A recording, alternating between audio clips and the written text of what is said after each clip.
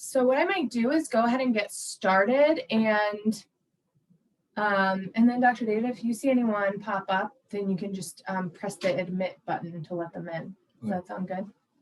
Okay, good evening, everyone. So here we are, our 6th week of a 6-week series on how to heal from a not so average year.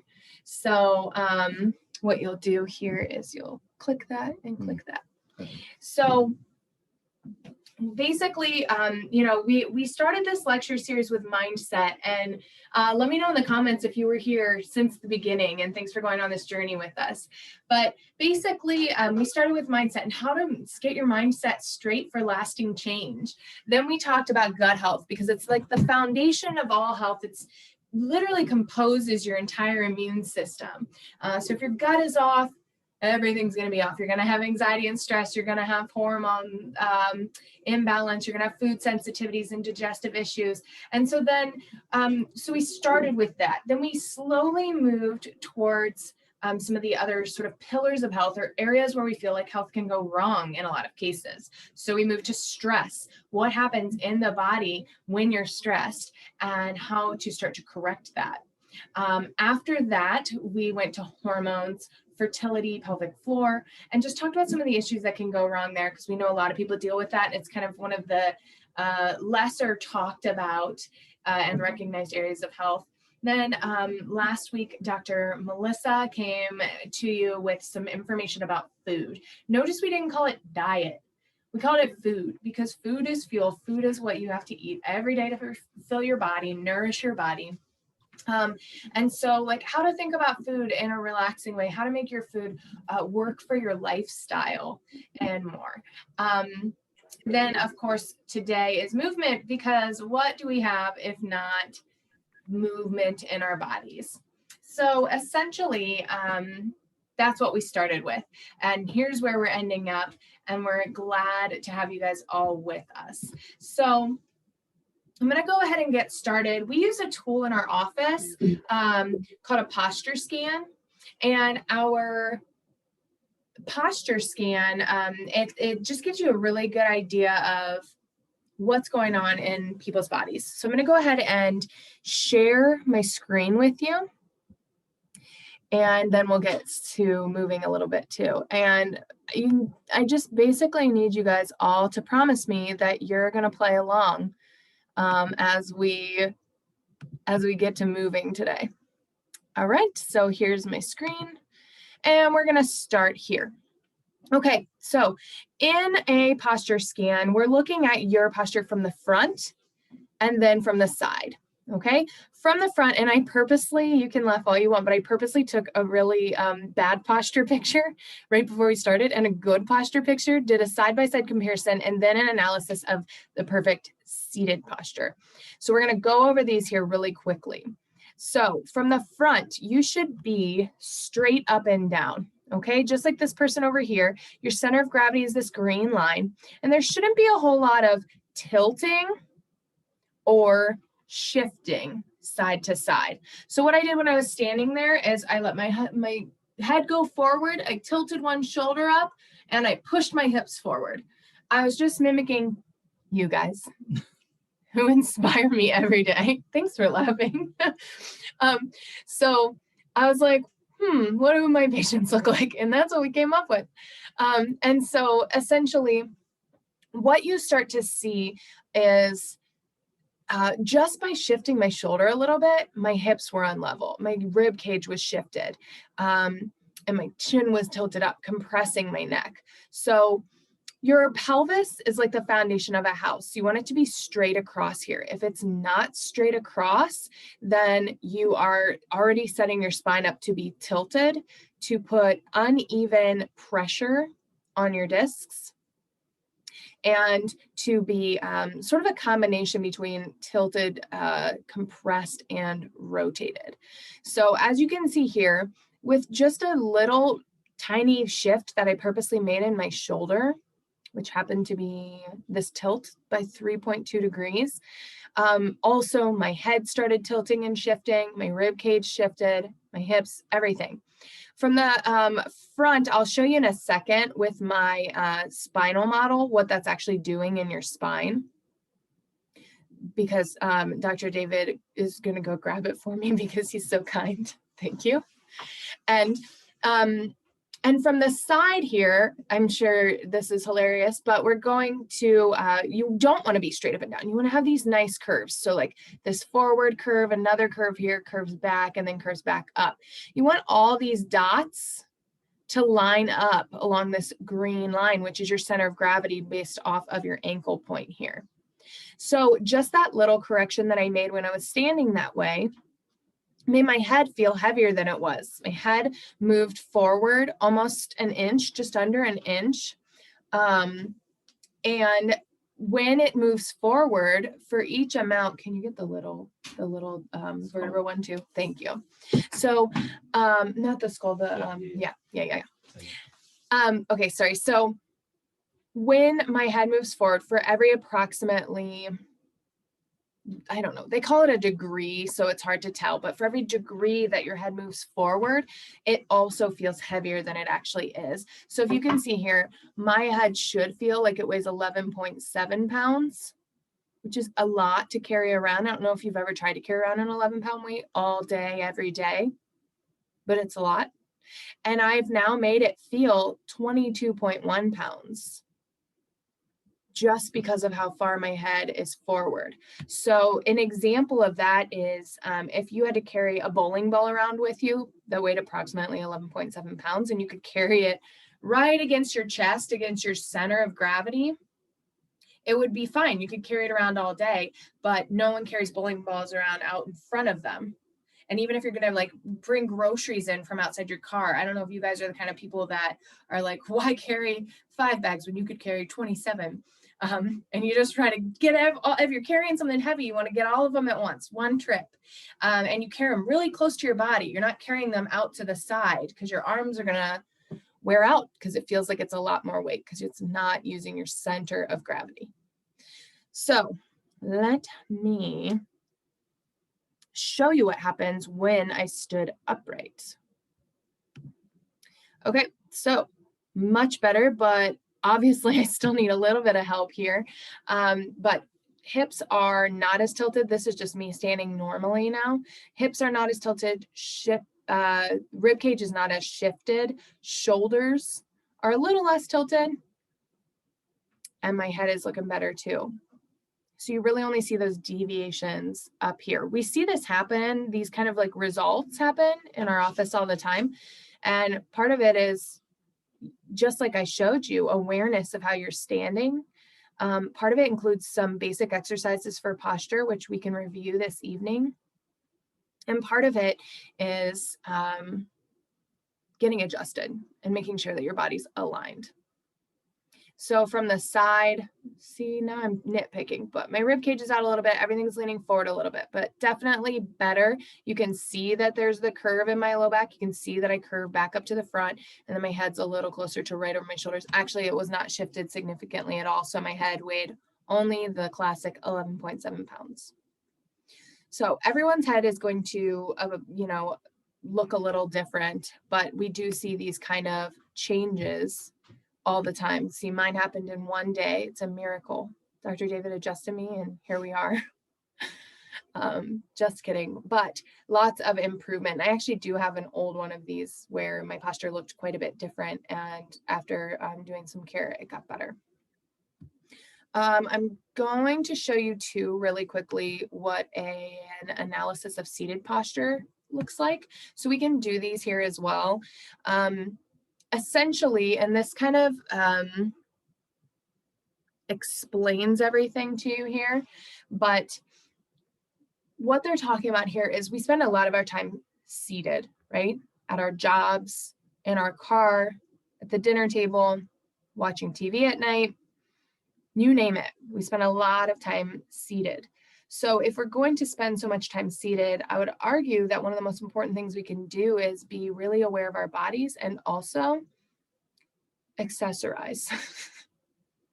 They probably didn't think I was going to say accessorize. Oh, no. But what I mean is add supportive braces or pillows or props that keep you from sinking into your chair, kind of the way I am here. And you could say, well, my chair has lumbar support. And if you look here, this chair appears to have lumbar support, but I'm telling you, it wasn't there. Just doesn't quite work that way. Even in your car, even some of the best cars, you could stand to have a little bit of support.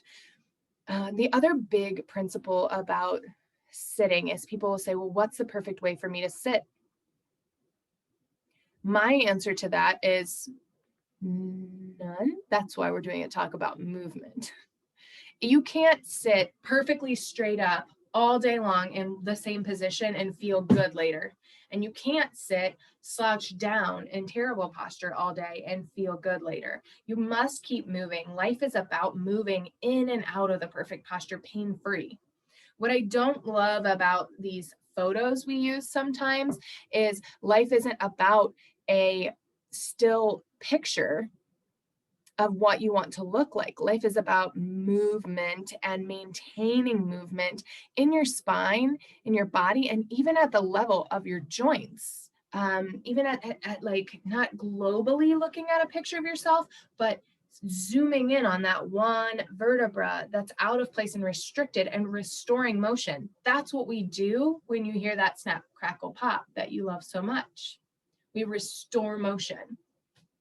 It's on a very small basis. It's a matter of millimeters, if even.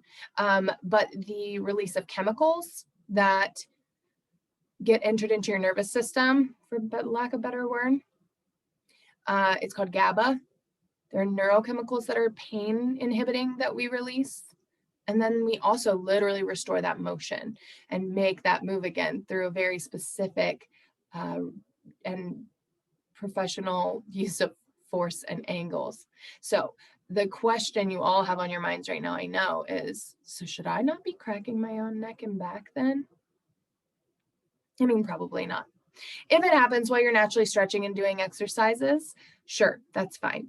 But if you are doing one of these like things or, okay, well, I would say that's probably not the best. And the reason why is because we studied for many years in school to learn about these specific joints, the line of drive required and the amount of force required responsibly to do that. So sorry, we had to get you in trouble.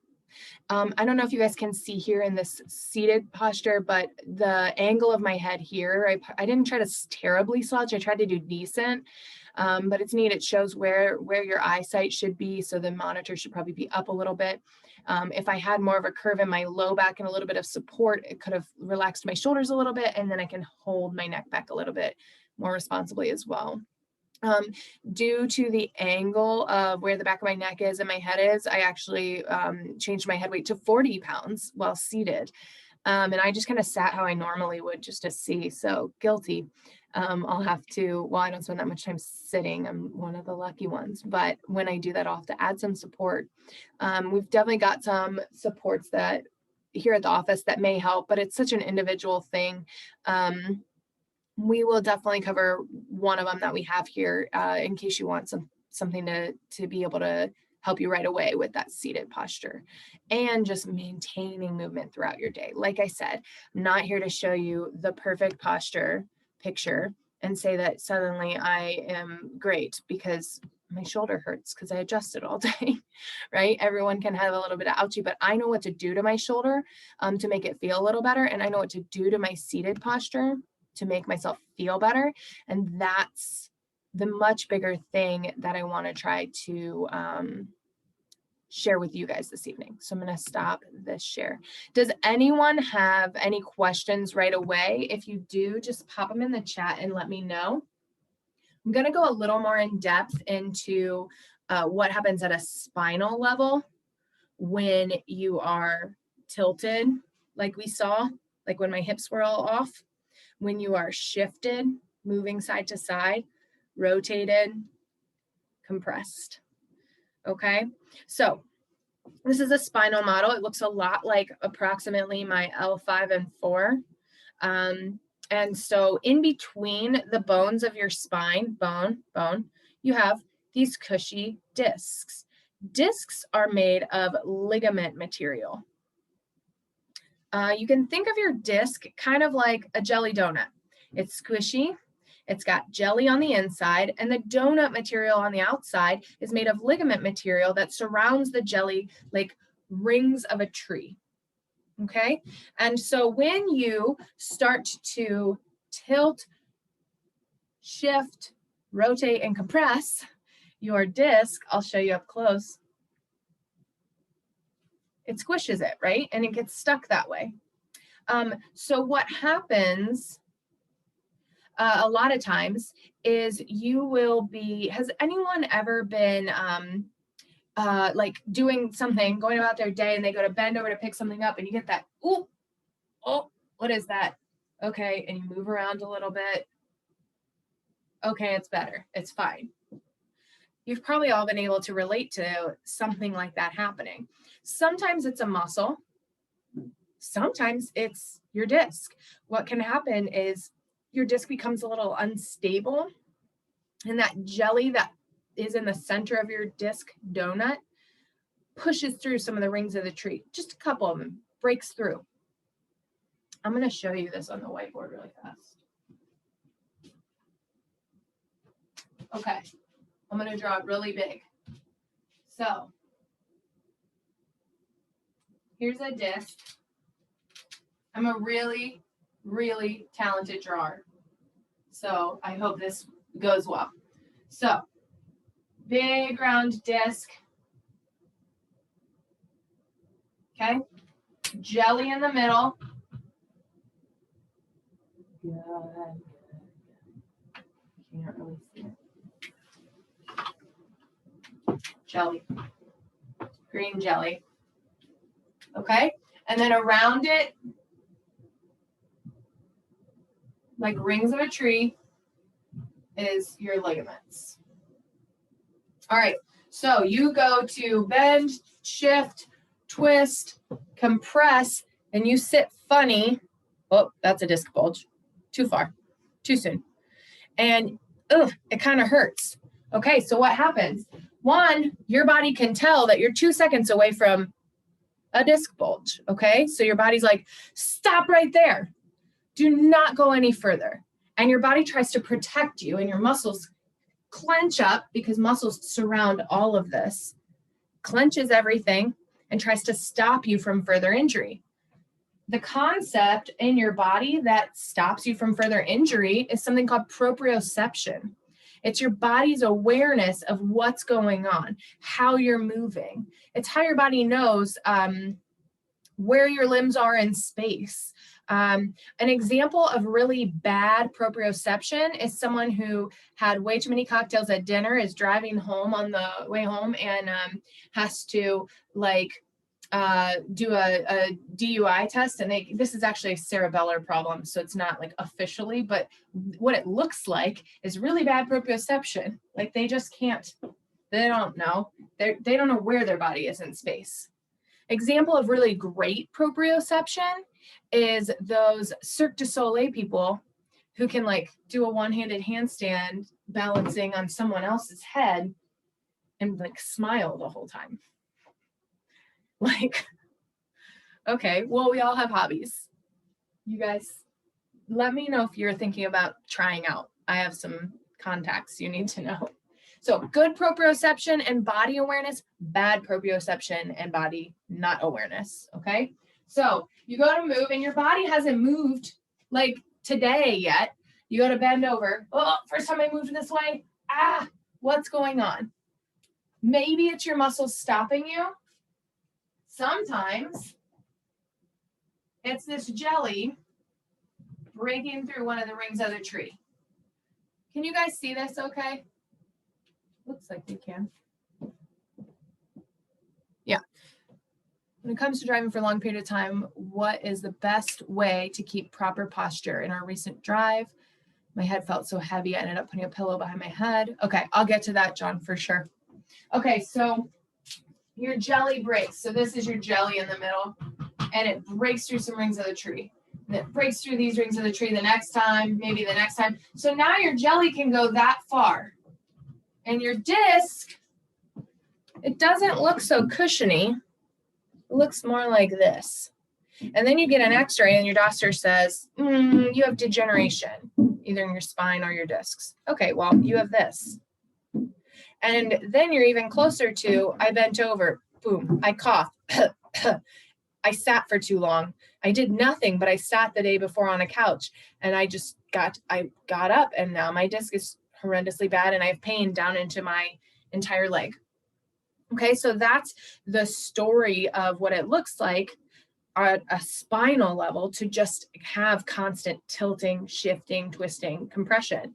You're putting yourself at risk for injury, and your body has to, you're less stable, so your body has to make up for it somehow, and it makes up for it by being tight and restricted.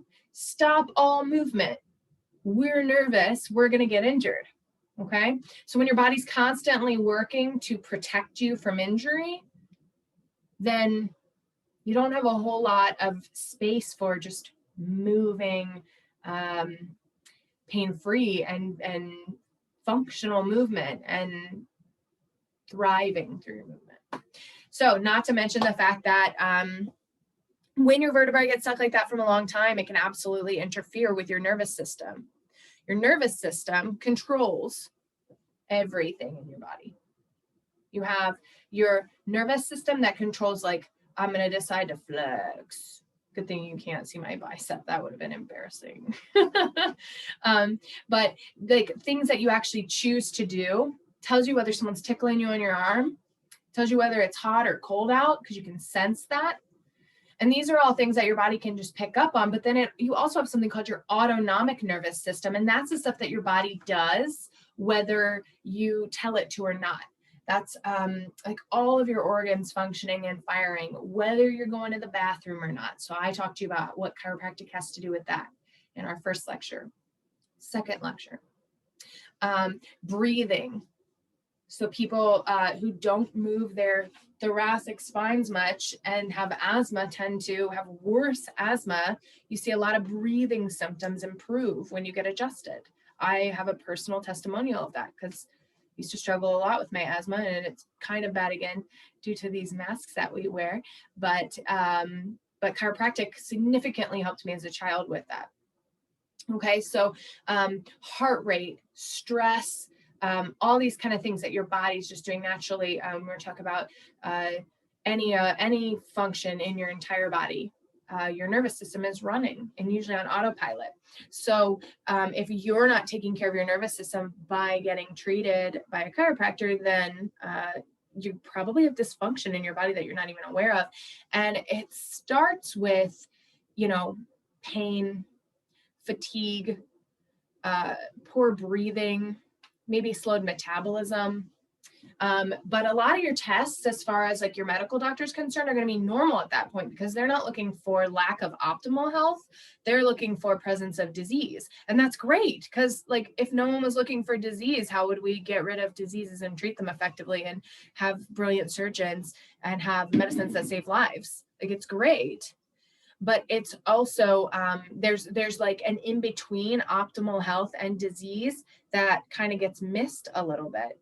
And so essentially, like, you end up maybe like a loss of strength, a loss of flexibility, muscle cramping. You end up with all these symptoms that you feel all the time that you feel like, well, it can't be that big of a deal. My doctor didn't say anything, but it can lead to bulging discs, nerve degeneration, and I mean, depression and anxiety, arthritis, heart disease, even infertility. So these things can be monitored and should be monitored by a full team of providers, but at a chiropractor, at a place that does functional medicine, acupuncture, massage, add this place in, or some place like this in, because then you get to be really good at that middle ground. And I feel like I'm like to segue into movement. But in that middle ground, you get to be really good at that, and you can catch your body before you're injured and at the end stages of those more serious conditions. Okay, so John asked a question about when driving for long periods of time, what's the best way to keep proper posture? So like I was talking about, there's not one perfect position that's going to be better than others. There are some general principles about sitting, which I can review really quickly. Dr. David, could you make sure that they can see me? Okay. Okay, so one thing, you might want to tilt it down a little bit. One thing that's not bad is anything that'll keep you moving. So this is a wobble disc or balance disc. See how it's like floppy, wobbly? So this is a simple little tool that you can grab and it's going to keep you moving. So I could either sit relaxed like this. You don't want to sit up the entire time unless you have a support here, but I would go back and forth between relaxed and slouched, like sitting straight up yourself, or with something behind your back that allows you to lean against it and move a little bit. You can also sit one of these under your legs, and what it does is allows you to move around in all directions. Yeah, that's great, thank you. So when you tilt, the wobble disc kind of compresses on one side, and you can really stretch nicely. A lot of people put these on their chairs at work. You can also just get a back support. This one's technically for your neck, but so like talking about accessorizing, like sleeping with this right behind your neck at night. We have these that are shaped like bones too, that are great for like travel as well. They're easy to take with you, but you put it basically here so that your chin tilts up a little bit.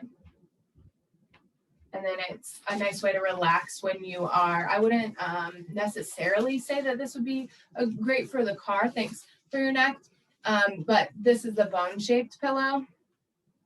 And so a lot of times if you just have a little support behind your neck, that'll help your shoulders kind of sit back and your neck sit forward. You also can, this one's a little like puffy for use in the car, but you can also watch what happens when I'm just sitting. See my hips and my lumbar spine is slouched. See my shoulders rounded forward. Now I'm not going to do anything with my head and neck. See how it's forward and feels heavy?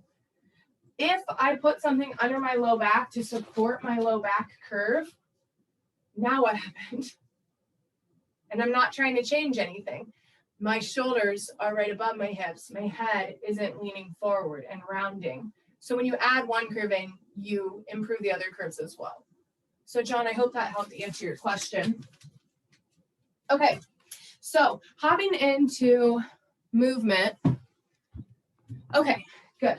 Hopping into movement. One of the most important things that you can do for your body is not rely on the first time you do complex movements throughout your day to be like the first time you do them. So there are tons of brilliant physical therapists out in the world that can rehab you from injuries and help you with pain. There are tons of movement specialists. We have one right here named Dr. David. So like there are people who like it's their passion to rehab things and teach you these exercises. But the basics of movement aren't super complicated. And that's kind of what I want to teach you first, so that when you go to someone, when you make your appointment with Dr. David and say, I have information to present to you, the movement specialist, then you know what to say and to convey, and you're thinking about and in touch with your body in a different way. Okay, so if there was a magical exercise that could cure neck pain, back pain, hip pain, like this shoulder blade pain, all those pains, if there was one of those, then everyone would be doing it. So there's not. It's a matter of getting to know your body really well. Okay, so I'm going to start with head. So your head, we saw, can make or break some of your spinal health with how heavy it feels when it moves positions. So let's talk about ways the head can move. And the head sits right on the neck. So you are sitting, this is the base of your skull. It sits right on your neck here, and it's either going to push you forward, if you're tilted down, if you're tilted up, it's going to affect how your neck feels by a lot. So ways that just your head move without moving your neck include forward, back, a little bit of side to side, down, and up. Okay, so here's the difference. So forward, back, side, down, and up. My neck isn't moving that much. Now, in order to move your neck with this, you just let it go further. So you start by tucking your chin towards your neck, then you let it go. Now my neck moved. What's really interesting about that is when I moved my head, I didn't have pain. But when I moved my neck, then I had some pain down here. So knowing the difference between head and neck movement, same thing. So if you do side to side a little bit or start to tilt, that's what I forgot. If you tilt a little bit, so this would be just like your head tilting, but then that's your neck. And there are a lot of people who lose this particular range of motion in their neck simply because they're tight in their muscles and they don't try to use it. They don't maintain their range of motion. It's one of the earliest ways of moving that leaves as you start to get older. And so it just goes. So what you're doing by moving in each direction, starting at your head, going into your neck, and I'll review these motions. What you're doing is you're teaching your body its limits early in the day before you ask it to do anything complicated. So if the first time you go to bend over and do something is when you, are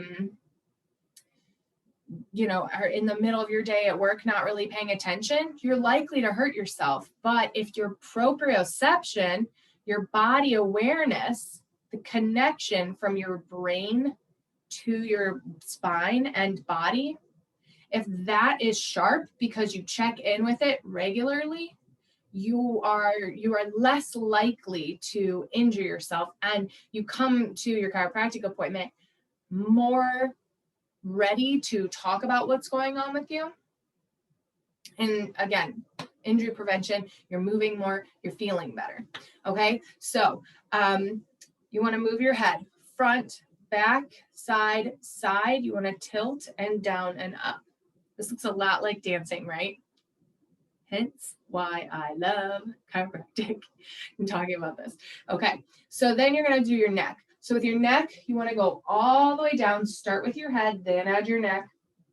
And then you want to go all the way up. Start with your head, then add your neck. The difference between start with your neck and just, that's a lot of compression. But if you lift your chin a little bit first, then let your head drop back, it's a more responsible way to move your neck. Okay, so start with your head, then add your neck. In this position, you can reach your opposite arm and you'll get a nice stretch along your neck here. Same thing, start with your head, then move your neck. Reach with your jazz hand, opposite arm. And you'll get a nice stretch across here. Another big thing is those rounded shoulders. You saw that in the posture scan, right? We all get these rounded shoulders. And everyone's like, how do I fix my problem? And I'm like, pull them back and down, right? And it sounds too simple to be true, but doing some simple shoulder rolls will mobilize your shoulder blade against your spine. It'll create some space between your ribs. It'll loosen up your pecs, and it'll potentially even strengthen your low back muscles to help with that rounded shoulders, that tightness. So your pec muscles attached to your sternum in front of your body, and then they fan out and up this way. And when they get tight, they pull forward. So I like to really curve forward first. Then I like to roll all the way up, all the way back, and all the way down. And when I get back and down, I'm squeezing down. Dr. David, do you think you could kind of just show where like my lower trap and middle trap and like lats are for that? So we start forward, we go up, back, and down. So pulling through here, right? So the lats kind of attach to the arms kind of in here. So it's pulling everything kind of down towards here. So almost like you're trying to slide your shoulder blades into your back pockets. Oh, I like that. So you're trying to shot like, so you have the points of your shoulder blades kind of right in here. Yeah, keep your hands there once. And so we kind of see them come together, they come down, and they're kind of tracing the spine down towards the back pockets. And you can even get, thank you, you can even get some like crunching going on in here, and it actually feels kind of good. You can bounce your shoulders, like if they're up here a lot, you can just drop the weight of your arms and bounce them a little bit, and it can really feel nice for like the upper body here. Okay, so it's a big one with shoulders. There's also, you know, like your classic door frame stretch. So where you have your hands on the opposite sides of the door and you step through. And so what that does, watch my pec area, is stretches. It's going to stretch right across here. We can show you these in office too, but I just want to encourage you to look at maybe a picture of your posture or at your posture scan that you had here, and then just go, okay, what ways can I move that would encourage this to help? Because, you know, people are always like, what are the best, you know, gold standard 2 exercises for fixing head forward and rounded shoulders? And I'm like, it's literally pull your head back and do those on repeat, and pull your shoulders back and squeeze. Like, it's just hold the correct position and pulse. And the reason why is because it's not that complicated. And if you are moving in ways that you know, that bring you joy, that feel good, then you are going to have a healthier spine. You don't have to sign up for like the latest hit workouts and all the best weightlifting and come up with like the most, you know, brand new set of exercises. You just have to tune into your body and move a little more, and then ask someone who knows how they can help you. Okay, so another thing. So when we do head and then neck, now we can just follow that down. We can round the shoulders forward, and you want to think like you're hinging from your rib cage right here. So head, neck, shoulders, little lower. And that is stretching your thoracic spine or your upper back. And then I like to roll up, imagining like I'm rolling up one vertebra at a time. So kind of that folding and then that unfurling feeling. So again, head, neck, let the shoulders relax, and then right over your rib cage, just hinge. Roll up. Good. And then from the back, you want to do head, neck, upper back. Here, what you want to do is think almost like there's a string coming out of your chest, lifting you up into the air. This is a lot of dancer stuff. I just want someone to dance with me. But really, it's body awareness stuff too.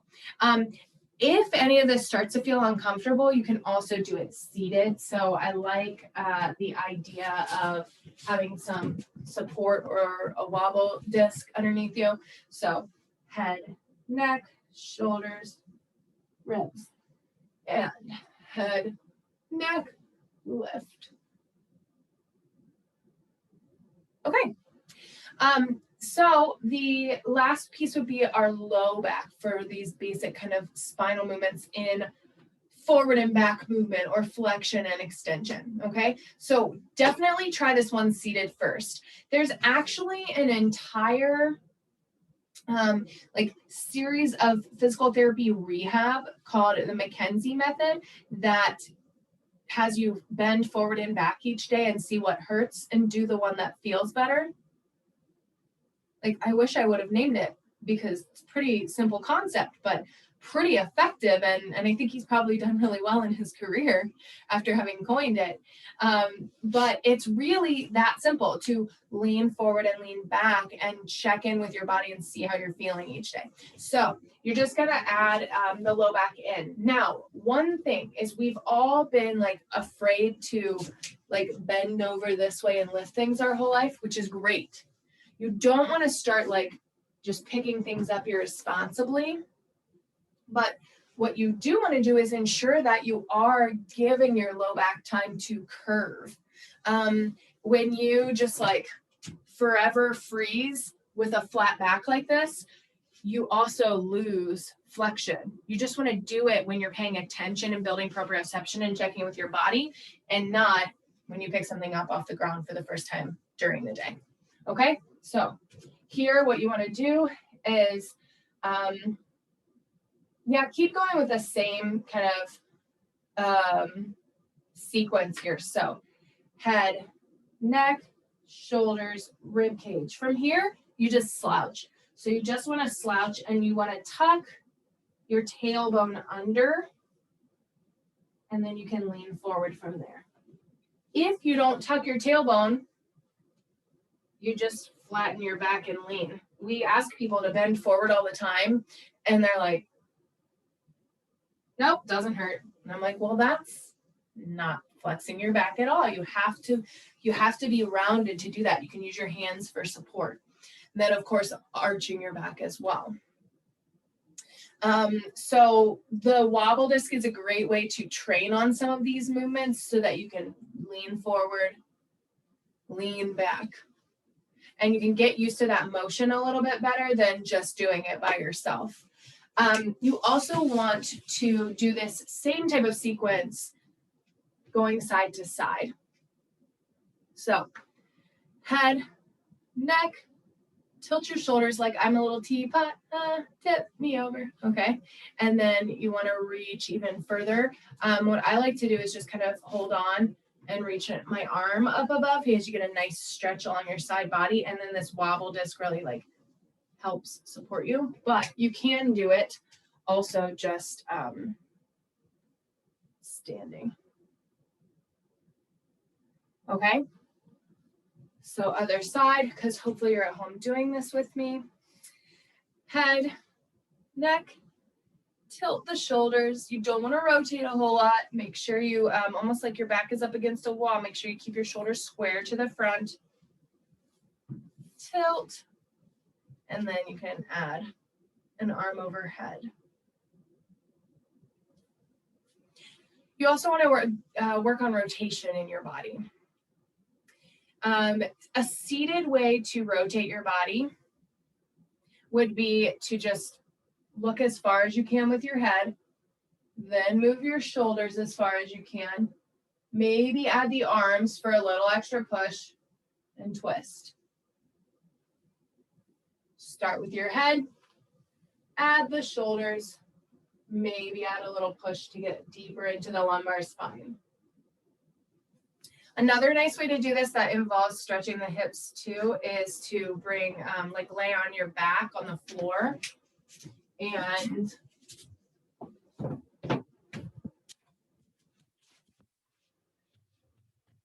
this is the most friendly way to lay on the floor for low back discomfort with your legs slightly bent. You tend to have like that arch in your back. If you don't, which is not a problem, but if you have any concerns about your back, then I would just start with your knees bent.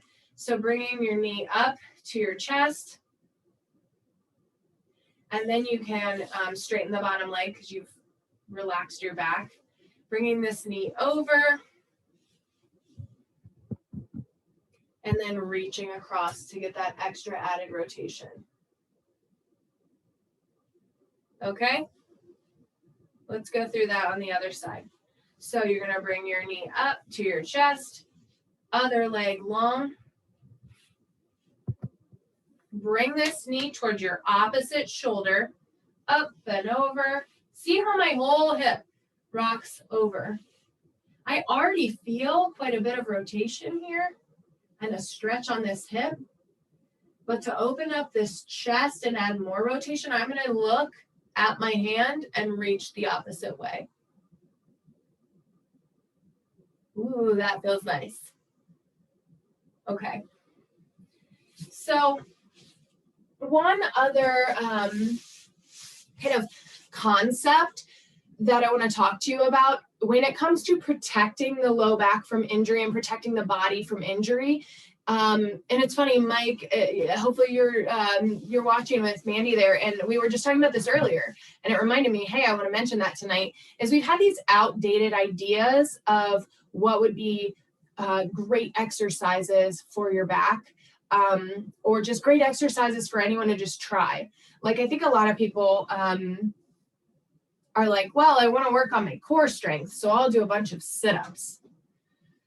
So sit-ups are one of the worst things you can do if you have any of that kind of low back instability that we were talking about earlier. Dr. David, could you show them what happens when you do a sit-up in the spine? You want me to do it? Sure. Cool. So when you're sitting up, like you do a sit-up, you're compressing each time, and that jelly has nowhere to go but back. And guess what? Sometimes it pushes through onto the back. If you have any kind of low back pain or instability already, or if you're not sure, and then you go like this, or you're holding your breath, it's bad every time. So a lot of people actually end up really injuring their backs from that flexion motion. So flexion doesn't have to look like bending over and picking something up from the floor. It can look like, right? Not necessarily ideal. If you have any kind of history of low back pain, there's a lot of stuff you can do that's great for strengthening the front of the body and building stability that doesn't either have to have movement at all, or that's not going to involve such aggressive flexion motions. So if we could, like, for the majority of the population, drop sit-ups out entirely, I think it would probably be great, except for like under the supervision of a professional. But a really good example would be a plank. So you can use a plank to strengthen the front and back of your body, and you're going to have a nice strong connection. Think of it as like horizontal posture. You just want to have like a nice strong line to your body. So when you're in, I would start actually with a little bit of a modified exercise, and then you can advance into a plank later. So the modified exercise that I'll show you is called the bird dog. This is good for strengthening the front of the body and building that connection with like what we think of as our core, our abdominal muscles, but also building up strength in the back of the body. Everything we do all day is in front of us. Like, we walk forward, we reach for things in front of us. We do a lot of pushing. Like, we just push people around all day. No, but like, I do a lot of pushing. A lot of people do a lot of things in front of them, drive, eat, right? So that's why we get all this posture. And what we want to do is think about using our back muscles more to balance that. So the bird dog exercise is good for building strength in the back of the body, opening up the shoulders, working on glute strength, so many things. Okay, so you're going to start in this tabletop position. Notice that I'm not arched into my back or sunken into my shoulders. And you don't want your belly hanging down low, all relaxed. You want to really like, in Pilates, they say to imagine sewing your navel to your spine, like buttoning it to your spine or whatever it is. But essentially, it's a concept of bracing in your abdomen. So it's a concept of just tightening and not pushing out to tighten, but sinking down to tighten. Do you have any other good ways of describing that? I feel like that's... I mean, the way I've kind of described it before is like almost like someone's going to like punch you in the stomach. So like you're not pressing out, like you're not pressing out to like brace, right? So you're coming in and it's just kind of a just kind of a flex, right? Yeah. So you're just kind of almost like just pulling everything in nice and tight, kind of like a corset, if anyone's familiar with corsets. So it's not pushing out, right? It's kind of just making that cylinder just tighter. You want to think of it like if you watch my shirt, you don't want to push out to brace, you want to pull in to brace, okay?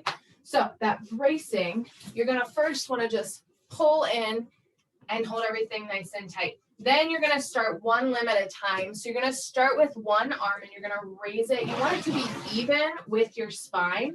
So if your arm can only go down here, guess what? That's that chest opening that you need to work on. So you want it to be even with your spine or about at the same height as your ear.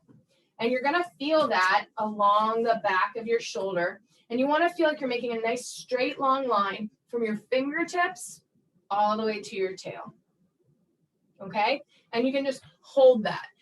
That is like the first part, but you want to go through all these parts before you get to a plank too, because they build different muscles. Then you're going to reach the other arm. It's a good idea to hold these for about 30 seconds at first, maybe even 10 seconds at first, actually. 30 seconds would be, I think, more advanced. Then you're going to graduate to moving your legs and lifting one of those at a time. So for this, for this whole thing, you want your hips to be right over your knees and your shoulders to be right over your wrists. And you're just going to reach your leg long. A lot of people find it helpful to flex their foot in the back. Now, you don't want to lift the hip up and look all silly. You want to keep your fronts of your hips square to the ground. And you want to reach it long. You don't want to let your stomach sink. You want to hold it up. So a good way to kind of think about it is if you have like a broomstick or something like laying on your spine, it's not going to roll off because you're not tilting your shoulders, just like that. And then it's not going to, like, it should be able to touch basically your whole spine or at least your shoulders down to your tailbone. So you shouldn't be kind of bent down with your stomach like a cat-cow. You shouldn't have your foot turned out. You should have your foot pointing down. Exactly. So everything's kind of right aligned with that straight line. And you're not, curving your back where it's, if you had a broomstick, it'd just be on that kind of top of the back. And you're not curving your spine down like Sarah was saying before, so that, it's only touching here and here. It should be touching your whole spine because your spine is flat. Yeah. The more advanced version of that, once you master having one arm up at a time and then one leg up at a time, is to do the opposite arm and leg. So you're going to start with the arm, add the leg. Don't forget to pull up. Don't forget to not look down or up. Hold. I'm impressed that I could do that. That I could do all that movement and maintain control. It's all those dance training years. Okay, and you're going to hold that. Good. Once you get that down, and I mean, that's still, like, I can do that, but it's still a good, challenging exercise. It still feels good to work the back of my body and use my core. And it's not putting any of that unnecessary pressure into my spine. So once I do that, then I can graduate to more of a plank. So you can either do a plank where you just hold it up at the top. Same type of principle. You want to really reach through the back of the heels, reach through the head long, and keep a nice flat line all across your body. Or you can do it on your forearms. Again, don't sink down, hold up, don't pike up. Somewhere in the middle is good. And then you just stare at your wrists until you want to cry. But really, you just set a timer and see if you can hold that.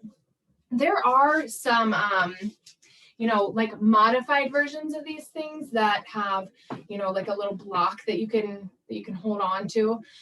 But I would, if it's tough for you to like get down on your hands and knees, I would say try to use like a really cushiony mat. They make really nice mats these days.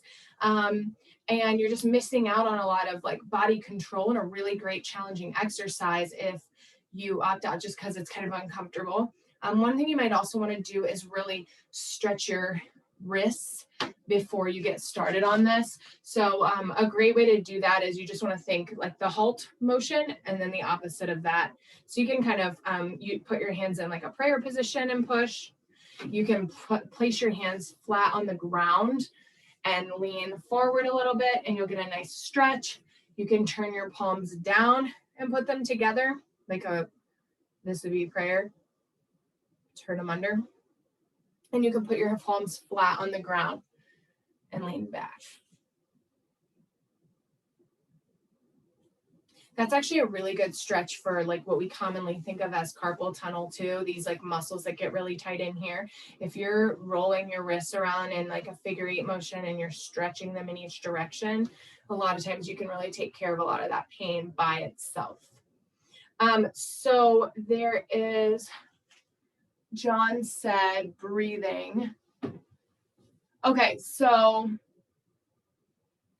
breathing is definitely something that would be great to review really quickly as well. I also wanted to talk a little bit about foot and ankle. So we covered like general spinal check-ins each day. If the reason why spine, while I wrap this up, the reason why some of the spine stuff is so important is one, that proprioception and you're like preventing your body from injury, but two, if you come to us and you say, my neck hurts really bad when I'm in this back and tilted position, I'm going to go, we should check the front of your neck and see if you have tight scalenes. If you come to us and you say, well, when I tilt this way, I don't really feel it until I really tilt far, and then it hurts here. Okay, that's your quadratus lumborum. Like it's going to point us in better and more efficient directions at what to look for as the problem causer. So that's why it's really a great way to check in. And that's why we ask you to go through some of these ranges of motion and incorporate it into what we're doing. So, okay, so quickly with the feet and ankles, one thing that we do, oh man, I'm about to do this. So one thing that we do that we're super guilty of each day is we shove our shoes into our feet and we just stomp around in them. And then we're like, why do my feet hurt so bad? Well, there are at least 26 bones in your average foot, arguably a few more, depending on how many sesamoid bones you have. Mm-hmm. So, and you're treating them like one big bone. You're just clomping around in them. So, Dr. David, you might want to back up. I'm about to take my shoes off. I was just kidding. So I'm going to just show you some like quick things, and I'm not going to show you my feet too much, but I don't want to show you in a shoe because you really only see like ankle movement. Okay. Hello, foot. So what you want to do is you want to do exercises that involve your ankle and your toes. Your toes have a lot to do with how your feet feel. So if you are going to push your ankle down, it's kind of like leaving your whole head and neck out of it if you don't add the toes. If you want to flex your foot, you got to flex your toes too. So I encourage you to press your foot forward, follow with the toes. Arch your, I don't know who has their microphone on it, and it's okay, but we are able to hear you. And then if you want to flex your foot up, then you flex your toes too, okay? And then they turned it off. And then you can do full circles using your toes. I also teach people who have plantar fasciitis or tight like calves or ankle injuries to do something called shaking hands with your feet. So one thing that can be really helpful to do is to just touch your feet more. And it sounds crazy, but you want to like wiggle them. You want to like pull on your toes a little bit and wiggle them. You want to move them around. You want to wiggle them this way. And you even can like slap and just like pull your toes apart whatever it is, just to try to move your foot around. I encourage you, and this is so much easier to do one in my office because I show you what to do and then I have you stand up and people are like, oh, this foot feels drastically different than this foot. And I'm like, yes, you've been walking around on a boulder when really you could have had a foot the whole time. So if you don't move those parts of your feet and joints, they're going to hurt. That's all I'm going to say for feet, ankles, and toes. Oh, a good idea too is as an exercise to like spell your name or do the alphabet. So like A, B, C, D. See how many ways you're moving your foot? So go ahead and add that into your morning routine too. You're just going to simply move your spine in every direction just to check in and then move your feet and wrists around a little bit and you will feel drastically different. Okay, breathing. We're going to wrap up here soon too, but I will go over breathing really quickly. Can we tilt that up just a little bit? Yep. Okay. This is my favorite, simplest breathing exercise. So you're going to start by filling your lungs, the bottom of your lungs, and then you're going to imagine that you're filling your lungs all the way up to the top. And at the very top, you have your first rib is all the way up here. Okay. So you must breathe into that area too, consciously. So you're going to bring it up and then you're going to gasp for more air in, and then you're just going to exhale and let it go. So let me show you what that looks like. So you're going to start by expanding here.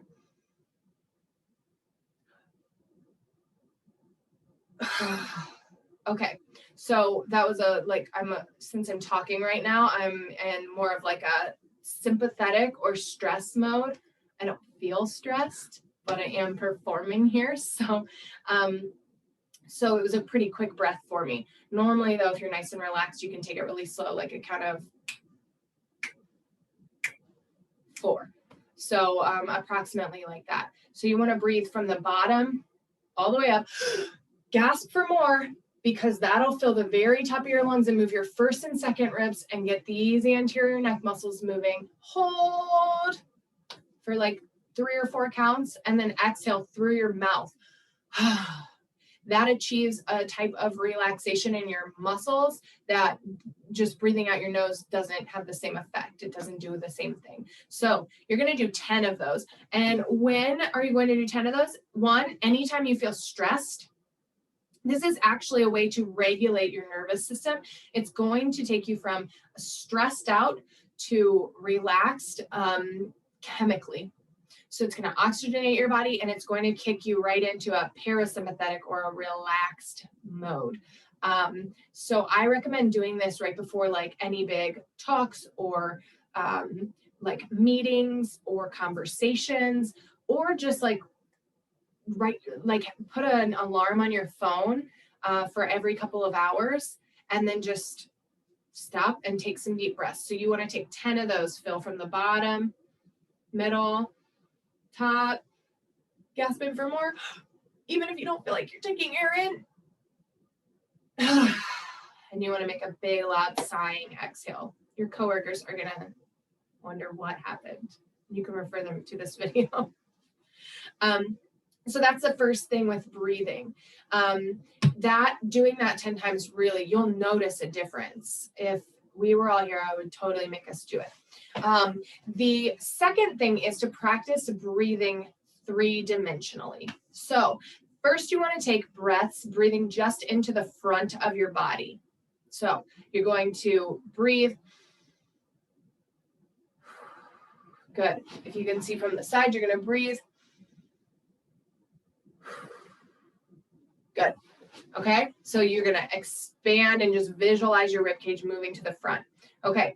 Second, you're going to put your hands on the side of your body and you're going to try to just breathe into the sides and have your hands expand. I don't know if you can see it that well, but it's almost like out and in. So here we go again.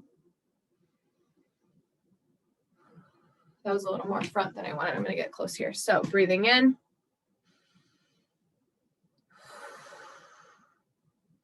Versus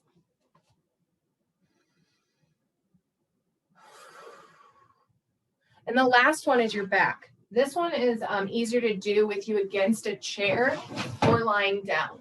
You want to almost think that you are like, this doesn't have a high enough back, but you almost want to think that you're stapling your ribs down in the front and you're pushing your back ribs into your chair or mattress or floor. So you're holding here.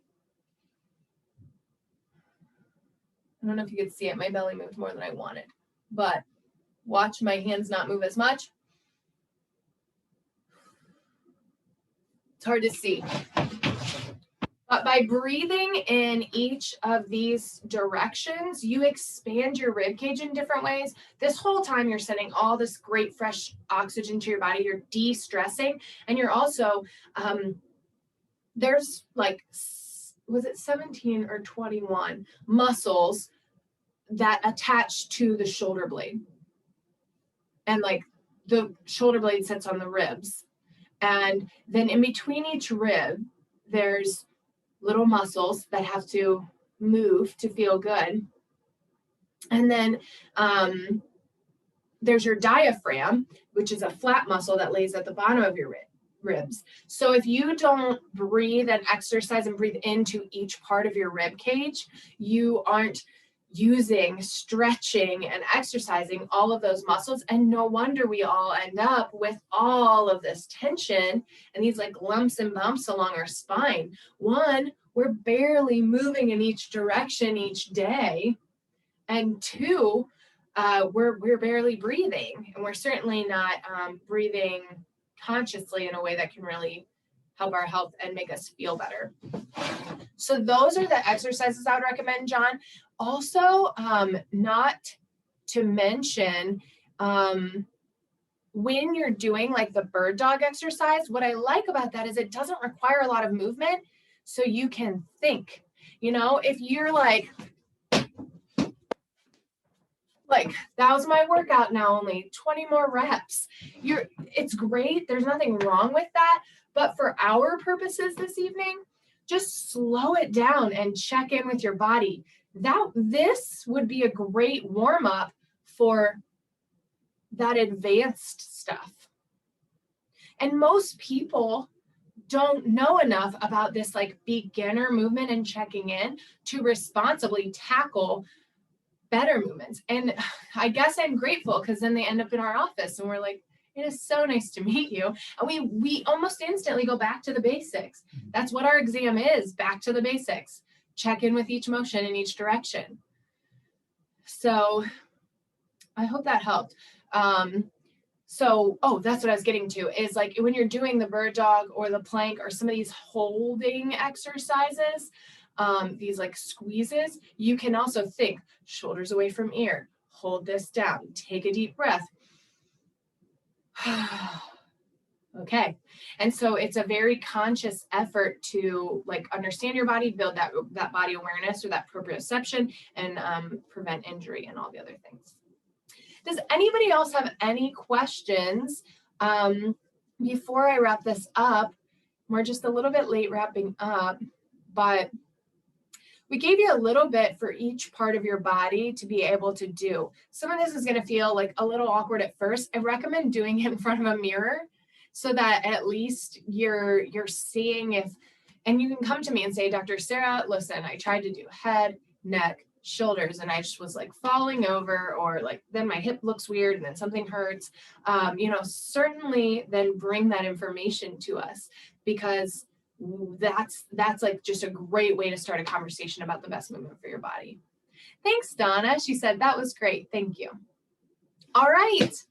Well, I hope everybody learned a little something, and I hope it was a little different than what you were expecting, because again, there's a million great exercises and a million great specialists of all different professions to help you with it. But when you can really get back to the basics effectively, like you feel more empowered in your body, and then we can workshop how to give yourself some pain relief together.